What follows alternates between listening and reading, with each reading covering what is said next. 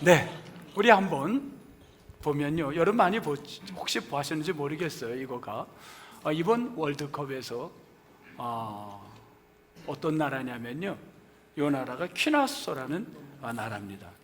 여러분, 퀴라소라는 나라를 잘 모르겠는데, 이 퀴라소라는 나라의 축구 선수들이 축구가 끝나고 독일 선수 은메차하고 같이 모여가지고 뭐 하냐면 좀 기도하는 겁니다. 기자가 물었어요. 우리는 시합 중에는 상대방 선수이지만 시합이 끝나면 그리스도 안에서 형제입니다. 그래서 우리의 이번 시합은 하나님의 영광이었습니다. 이렇게 얘기를 했어요. 대단한 거 아닙니까? 쉬운 거 아니에요. 이미 저 은메차 선수가 시합 들어가면서 또 얘기를 했어요. 독일 선수도 너희들은 끝나면 기도하지. 그렇다 그러니까 나도 같이 기도하고 싶다. 시합의 결과에 상관없이 나도 기도해도 될까? 오케이, 들어와. 그래서 끝나고 같이 기도한 겁니다. 독일 선수가 기도할 마음은 아니었을 거예요. 왜냐하면 7대1로 퀴라소가 진 겁니다. 근데 기도했어요. 그럼 이제 궁금해지기 시작해요. 저 퀴라소라는 나라가 도대체 어느 나라인가? 저는 몰랐어요. 솔직하게 이 경기를 보고 나서 찾아봤어요. 그랬더니만 이 나라가 어디에 있냐면 카리브 해안에 있는 작은 섬나라였습니다. 이 카리브에 있는 작은 섬인데, 이 섬에 이 나라가 인구가 몇 명이냐면요 16만 명이에요. 16만. 이번 월드컵에서 나온 팀 중에 가장 작은 나라입니다. 감독은 누구였냐면 우리나라를 한때 감독했던 딕 아드보카드 감독이었습니다.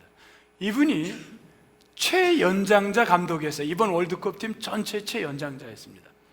근데 이분들이 2010년에 네덜란드로부터 자유를 얻었는데, 이 땅이 크리스찬들이 많다고 합니다.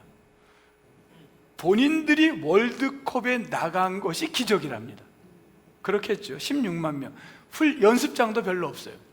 여기 올라간 것만 해도 우리는 기적이다라고 고백을 합니다. 그래서 더 이상의 우리들은 다른 게 아니라 하나님이 우리를 높여줬는데 하나님의 영광을 위해서 우리는 뛰자. 이게 이분들의 목표였습니다. 하나님의 영광. 시합하기 전에 간증을 하고, 훈련 중에 돌아가면서 간증을 하고, 반드시 기도하고, 끝나면 감사 기도하고, 그렇게 준비를 했다고 합니다. 시합 전에도 마찬가지.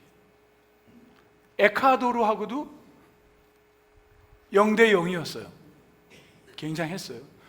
독일과 시합에서 먼저 전반전 선제골을 여기가 넣었어요. 1대 0으로 앞섰습니다. 잠시 후에 7대 1이 됐습니다. 최선을 다했습니다. 그러나 이들의 목표는 승부가 아니었어요. 이미 하나님이 우리를 여기까지 높여주셨으니 이제 우리는 영광하자. 하나님의 영광을 위하자. 그게 목표였습니다. 이들은 그 목표를 전 세계에 전했습니다.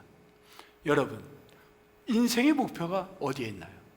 승리를 목표로 한다면 밤을 새서라도 승리를 위하여 달려가세요. 여러분, 영구가 승리하도록 어떻게 하든 달려가세요.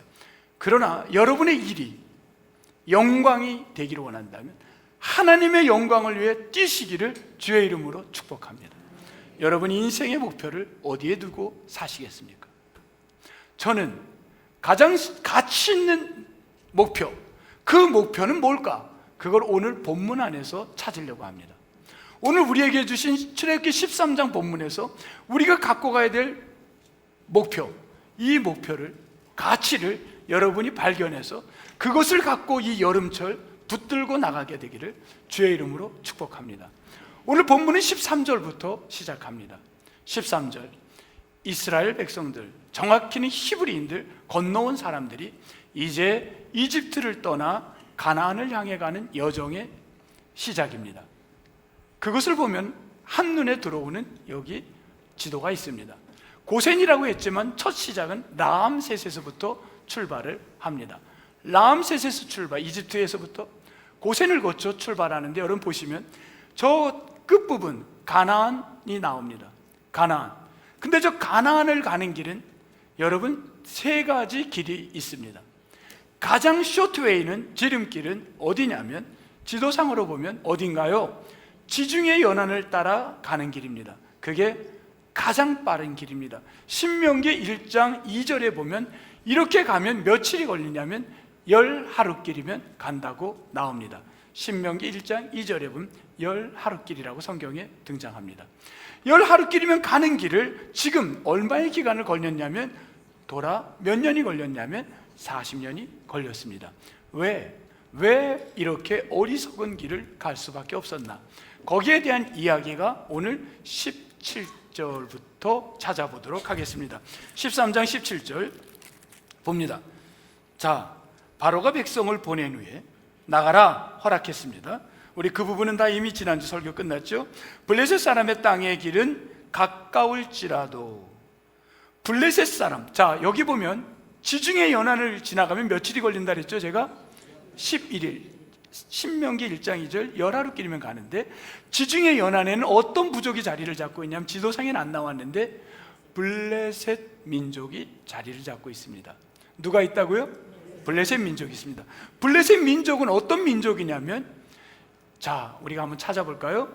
사무엘상 13장에 한번 찾아보도록 하겠습니다. 여러분이 갖고 있는 성경을 한번 찾아보시기 바랍니다. 사무엘상 13장, 사무엘상 13장에 보면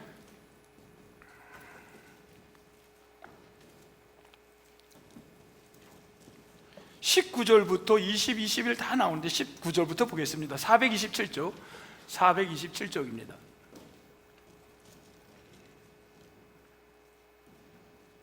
(19절) 427쪽. 그때 이스라엘 온 땅에 뭐가 없어요? 철공, 철을 다듬을 수 있는 기술자가 없었던 겁니다. 아직 철기가 사용되지 않은 시대입니다. 없었으니 이는 블레셋 사람들이 말하기를 히브리 사람, 아직 이스라엘이 되기 전에 바다 강 건너온 사람들, 그 히브리 사람들이 칼이나 창을 만들까 두렵다 하였습니다. 이 말은 뭐예요? 칼이나 창이 없었다는 겁니다. 언제 칼이나 창이 들어왔는지는 모르지만 추측하건대 이때도 없었지만 어느 시대도 없었냐면 사무엘이면 다윗 시대입니다. 그때도 어디를 확인해 보면 22절, 싸우는 날에 사울과 요나단과 함께한 백성의 손에는 칼이나 창이 없고, 전쟁을 하는데 칼이나 창이 없고 오직 사울과 그의 아들 요나단에게만 있었더라. 칼을 수입해서, 철을 수입해서 썼기에 아직도 전쟁의 초기 전쟁을 막대기 들고 돌 들고 싸우던 시대였다는 겁니다. 자, 그런데 여기 19절부터 23절을 보면 블레셋 사람들은 이미 무엇을 갖고, 도끼나 여러분 뭐든지 이들은 철로 만든 무기들을 갖고 있었던 겁니다. 자, 다시 본문으로 들어갑니다. 13장, 출애굽기 13장 17절입니다. 본문입니다. 다시 읽겠습니다. 바로가 백성을 보낸 후에 블레셋 사람의 땅의 길은 며칠? 10하루길, 가까울지라도 쇼트웨이 지나갑니다. 하나님이 그들을 그 길로 인도하지 아니하였으니 이는 하나님이 말씀하시기를 이 백성이 뭐하면? 전쟁을 하면 블레셋 사람들은 무슨 무기를 사용했을까요? 철로 된 무기를 쓸 텐데 이 히브리인들은 그런 무기를 대항할 힘이 없었습니다. 그렇게 되면 하나님은 하셨습니다. 뭘 알았냐면 전쟁을 하게 되면 어떻게 된다고요? 마음을 돌이키다 후회하다라는 말입니다. 이들이 후회하고, 여기까지 온 걸 후회하고 열흘 하루 만에 다시금 어디로 갈까요? 이집트로 돌아갈까, 애굽으로 돌아갈까 하셨음이라. 요겁니다. 이유는 왜 40년을 돌렸냐면, 사람은 몇 년을 여기서 살았냐면 400년을 이집트에서 살았습니다. 이집트의 문화에 익숙했고 그들은 숙명으로 받아들이고 내 인생의 문제를 싸우고 도전하는 일보다는 그냥 힉소스 민족 100년 외에는 다 노예로 살았기에 배당한 일, 이집트라는 강한 사람들의 노예로서, 종으로서 살고 있었기에, 거기에 익숙했기에 이들은 조금 힘들면 돌아갈 수밖에 없다는 겁니다. 우리가 하나님을 믿는다고 아멘하고 이 자리에 왔지만 우리를 붙들고 있는 주인이 40년, 50년, 60년 여러분의 가정에 꽉 붙들고 있던 강력한 이집트의 문화가, 세상의 문화가 여러분을 지배하고 있었기에 예수님을 지금 믿는다고 나오지만 쉽지가 않습니다. 조금만 힘들면 우리는 후회하고 돌아갈 가능성이 있다는 겁니다. 하나님은 그 마음을 아시는 것입니다. 그래서 하나님은 돌아갈까 염려되어서 옛것으로 다시 회개할까 봐 하나님은 이들을 어떻게 하시고 있는가 이제 보려고 합니다. 우선은 먼저 그 일을 보기 전에 왜 이들을 그러면 이집트에 살게 놔두지 400년이나 살았으면 자식 몇 대가 살았는데 왜 이들을 이주시키려고 하는가? 이기라는 겁니까? 전쟁입니까? 전쟁을 목적으로 했다면 하나님은 이들을 전쟁의 군사로 훈련시켰을 겁니다. 성경 어디에도 싸움의 훈련을 시킨 적이 없습니다. 성경에는 이들을 가나안에 가게 한 목적, 그 목적은 싸움이 아닙니다. 승리가 아닙니다. 무엇을 목적으로 했냐면 출애굽기 3장에서 그 해답을 찾아보겠습니다. 출애굽기 3장 찾아보겠습니다.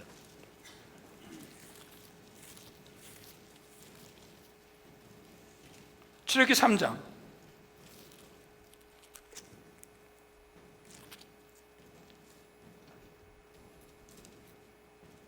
12절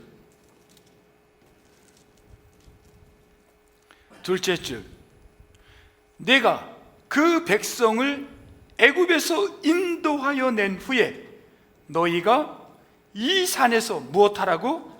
하나님을 섬기리니 이곳이 내가 너를 보낸 증거니라. 여러분, 왜 이집트에서 하나님이 나오게 했습니까? 이유 뭐죠? 하나님을 섬기라. 조금 더 우리 크게 한번 해볼까요? 왜 이집트에서 나왔습니까? 하나님을 섬기라. 여러분이 왜 이곳으로 오셨습니까? 하나님을 섬기기. 여러분 1등하러 이곳에 왔나요? 그러면 전쟁을 배우고 1등하는 법을 배워야 됩니다. 그런데 하나님은 1등하라고 이곳에 부른 게 아니라 하나님 섬기라고 불렀는 줄 믿습니다. 그래서 이거를 후대에 누가 생각을 했냐면 여러분같이 고민하던 한 사람이 있었는데 그가 누구였냐면 스데반이라는 사람입니다. 그는 이 부분을 정확하게 성경적, 단어적, 국어적 해석을 합니다. 어디에 나오냐면 사도행전 7장 한번 찾아보겠습니다. 사도행전 7장 신약성경 아주 클리어해요. 분명하게 해답을 합니다. 사도행전 7장 198면이 됩니다. 198면 사도행전 7장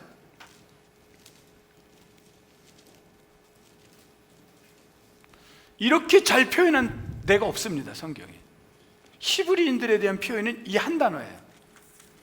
7장 38절 둘째 줄 딱 단어가 정리됩니다. 네 자입니다. 뭐죠?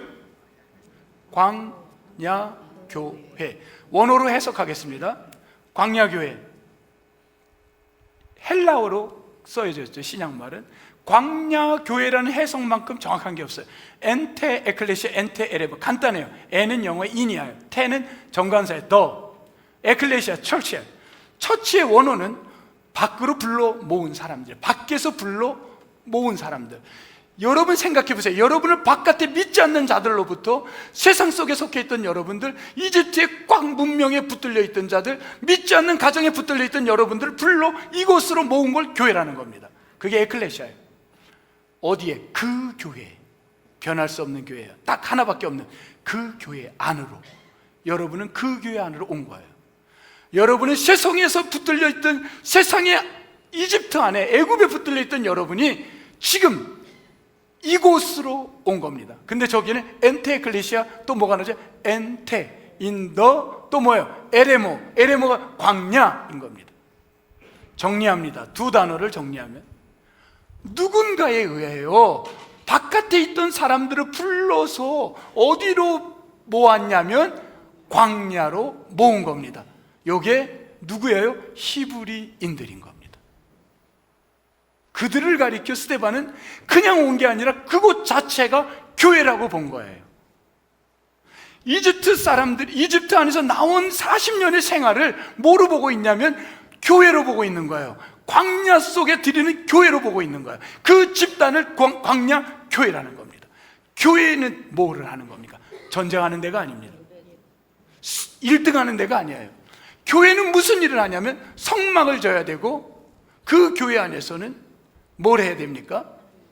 성막 짓고 절기를 지키고 예배를 드리고, 하나님이 do not 하라 하지 말라 십계명을 주고 계명을 줬고 율법을 준 게 교회입니다.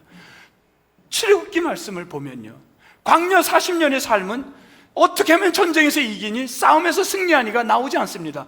그 대신 절기를 지키라, 십계명을 가르쳐주고, 너희들은 율법을 지켜야 되고, 성막은 이렇게 만들어야 된다. 다 그 안에 내용은 뭘 향해서 가냐면 하나님 섬기는 방법을 향하여 나가는 겁니다. 왜? 목적이 하나님 섬김이기 때문입니다. 여러분 믿습니까? 하나님 섬김이 목적인 거예요. 여러분을 불러내서 이 예배당으로 믿는 자로 불러 모은 이 교회의 여러분은 왜 이곳으로 하나님이 불렀냐면 하나님을 섬기는 자로 불렀는 줄 믿습니다. 그게 목적인 거예요. 그 일의 영광을 위하여 키라스 그 나라가 질지라도 그게 중요한 게 아니라 내 목적은 영광을 위해 살겠다. 이게 인생의 목표였기 때문입니다. 여러분이 하는 일, 여러분이 지금 어떤 상황이 있든, 여러분이 병상으로 있든, 여러분이 직장이 어떻든, 자녀의 결혼, 어떤 새로운 것의 도전, 그 모든 일의 결과가 중요한 게 아니라 그 일을 통한 하나님의 영광을 높이시기를 주님의 이름으로 축복합니다. 그게 오늘의 말씀인 거예요. 여러분 그것만 끝나지 않아요. 하나 더 나옵니다. 여기 보면 기가 막힌 단어가 하나 나와요. 오늘 본문에서 봅시다. 다른 건 여러분 다 정리가 돼요. 그 일을 위해서 먼저, 그걸 아직은 좀 놔두고, 그 일을 위해서 하나님이 21절 여호와께서 우리를 어떻게 한다고요? 낮에는 구름으로, 밤에는 불로. 구약 성경에 보면 시편 103편 말씀에 보면 하나님이 사용하는 대자연의 신기한 것들이 있는데, 하나님이 상징적으로 쓰는 것들이 어떤 거가 있냐면 시편 103편 이런 단어들이 나옵니다. 104편 3절 4절에 보면 어떤 단어, 물, 구름, 바람, 불꽃, 이런 것들이 하나님이 사용하는 상징적인 거예요. 우리는 그것을 보고 기적이라고 합니다. 야, 이건 신비한 기적이다. 그런데 하나님은 구름을 사용하고 물을 사용하고 바람을 사용하고 구름을 여러 가지를 사용하는데 그 목적은 뭐냐면 오늘 본문 안에서 봤더니만 뭐라 그랬어요? 구름과 불이 뭘 하죠? 인도하고 진행하게 하는 겁니다. 진행은 앞을 향해 나가는 거, 인도는 길을 방향을 잡아주는 겁니다. 여러분의 인생길을 잡아주고 인도하고 진행케 하시는 분은 누구냐면 하나님의 상징 심볼들이에요. 우리가 살아가는데 나도 모르는 뜻밖의 심볼들이 나타나고 나를 기적이라고 맛볼 때가 있어요. 야, 내가 불기둥이 나를 도와줬네, 구름기둥으로 나를 인도해줬네. 우리는 살면 수많은 하나님의 신비한 체험을 하게 됩니다. 근데 그 체험을 준 목적은 나를 1등하라고 준 게 아니랍니다. 그거는 뭐냐면 나를 예배자로 살라고 인도해 주셨는 줄 믿습니다. 그래서 우리는 그런 기적이 나타나고 그런 이적이 나타날 때마다 내가 1등 되는 길이라고 감사할 게 아니라 하나님이 나를 예배자로 이끌어 가시는구나, 하나님께 영광 돌리라고 이렇게 인도하는구나, 그것을 고백하고 볼 수 있게 되기를 축복합니다. 이 방향이 다른 거예요. 그런데 이해 안 되는 성경 단어가 19절에 나옵니다. 19절 이 부분만 더 한번 해석하고 마치겠습니다. 19절 뭐라 그랬냐면 요셉의 유골이라는 단어입니다. 유골을 모르는 사람은 없습니다. 본문입니다. 오늘 13장 출애굽기 13장 19절 유골, 요셉의 유골은 요셉이 죽기 전 유언을 했습니다. 내가 죽으면 내 뼈를, 내 유골을 이 땅이 어딘가. 요셉이 어디서 죽었어요? 요셉이 가나안 땅에서 어디로 왔습니까? 요셉이 지금 어디 땅에 묻힌 거예요? 여기 이집트 땅에 죽은 겁니다. 요셉으로 말미암아 히브리인들, 물 건너온 사람들이 거기 정착하게 조상이 된 거예요. 요셉이 죽으면서 자손들에게 내 뼈를 여기다 묻히지 말아라. 언제가 될지 모르지만 너희들이 다시 우리가 가야 될 곳, 가나안 땅을 향해 가야 되는데 그곳에 갈 때 나의 유골을 갖고 가라.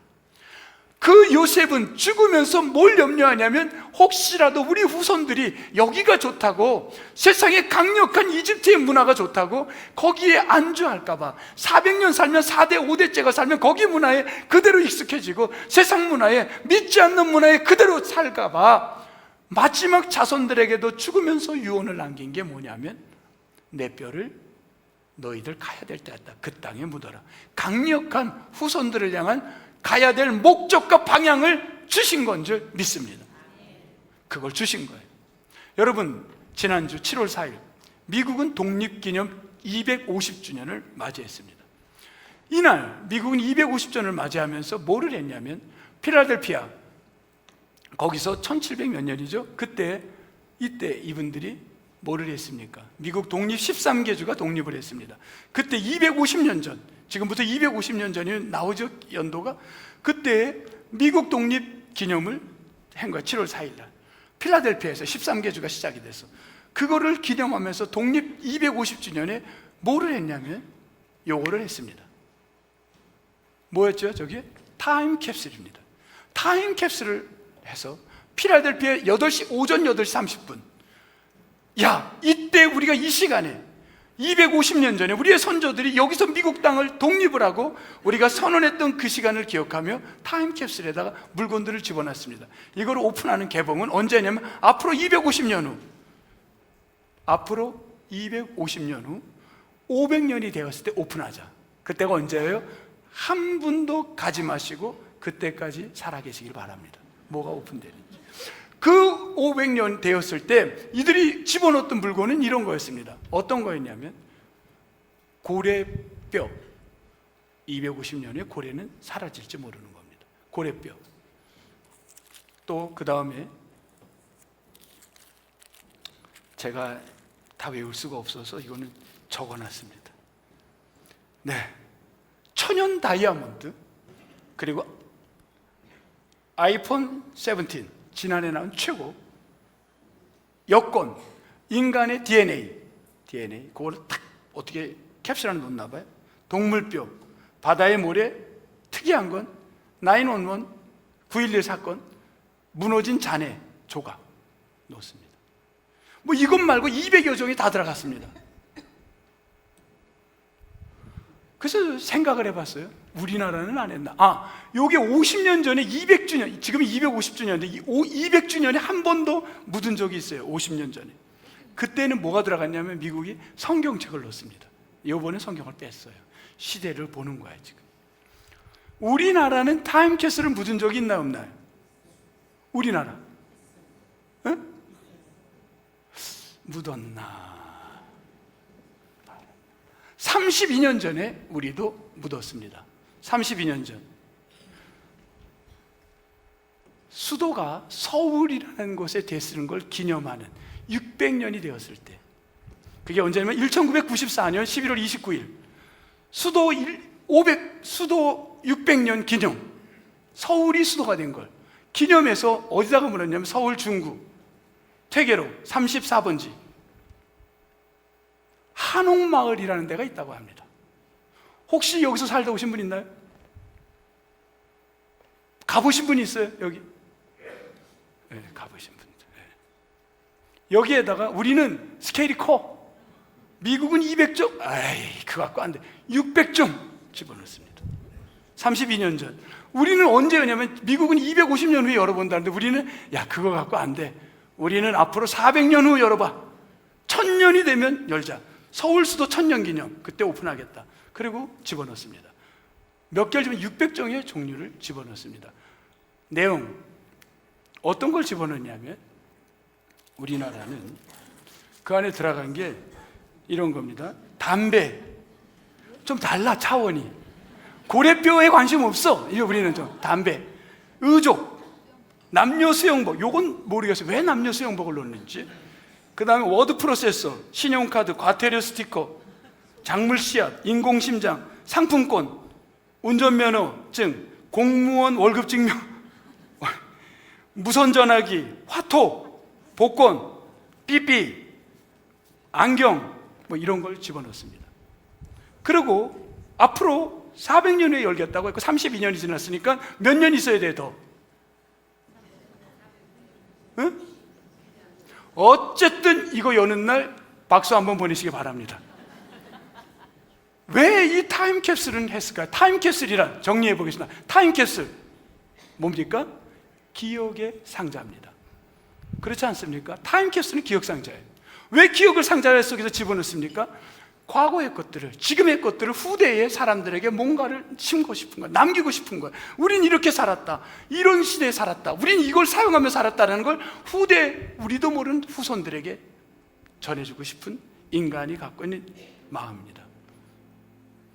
자, 요셉은 자신의 유고를 타임캡슐에 넣은 겁니다.